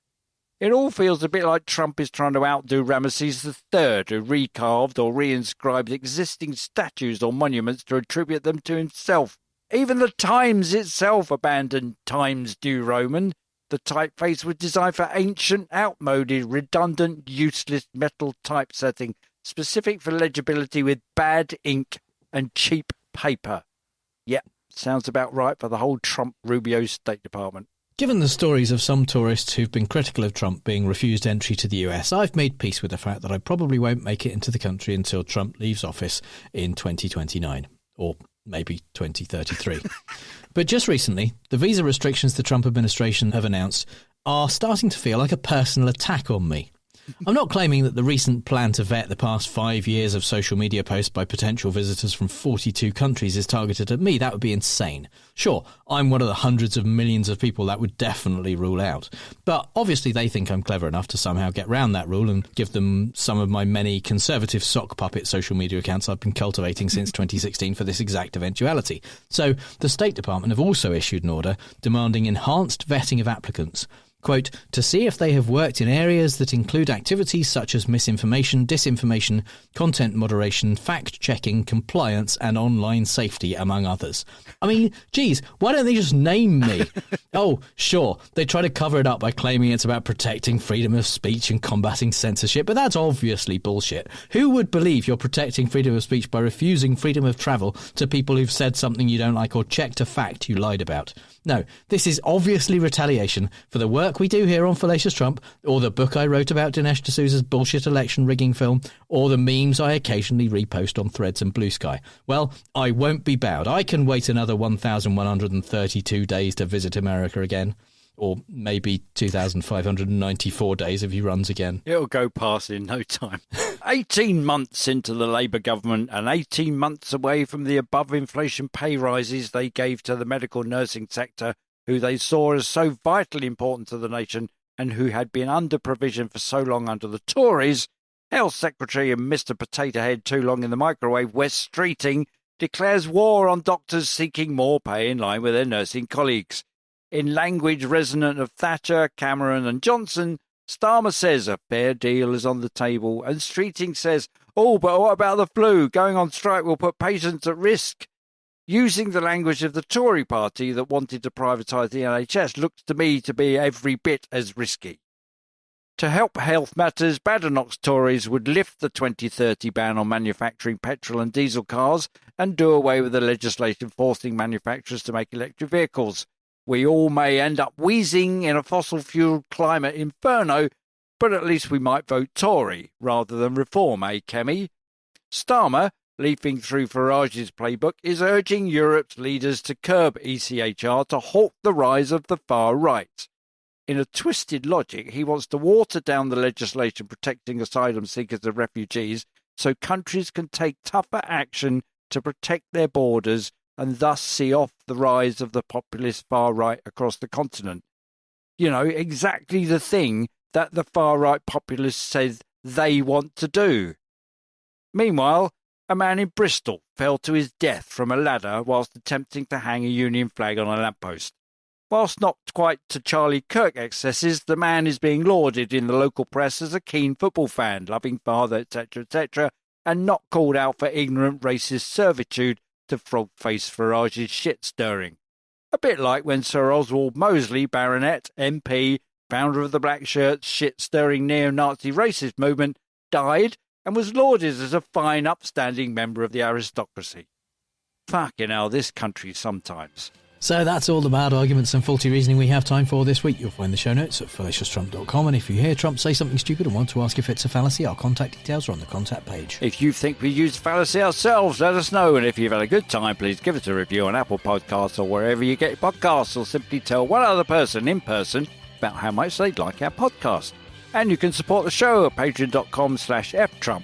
Just like our strawman level patrons Chuck Gray, Mike Smith, LT, Colleen Lyella, Richard Thunder Hopkins, Will M, Scott, Mark Reich, and Amber R. Buchanan, who told us when we met her at QED we could just call her Amber. And last year at QED I met the listener who recognised her at QED the year before because we keep using her full name all the time. And this year we searched for yellow mustard powder and round tins of individually wrapped miniature candy bars whilst contemplating the interconnectedness of all things. And our true Scotsman level patrons Renee Z, Melissa Sytek, Stephen Bickle, Janet Uetta, Andrew Houck, and our top patron, Kaz Tui. Thank you so much for your continued patronage. It's very, very much appreciated. Thank you. You can connect with those awesome people as well as us and other listeners in the Facebook group at facebook.com/groups/fallacioustrump or in the Discord at fallacioustrump.com/discord. All music is by The Outbursts and was used with permission, so until next time on Fallacious Trump, we'll leave the last word to the Donald. That's right. Go home to mommy. Bye. Bye.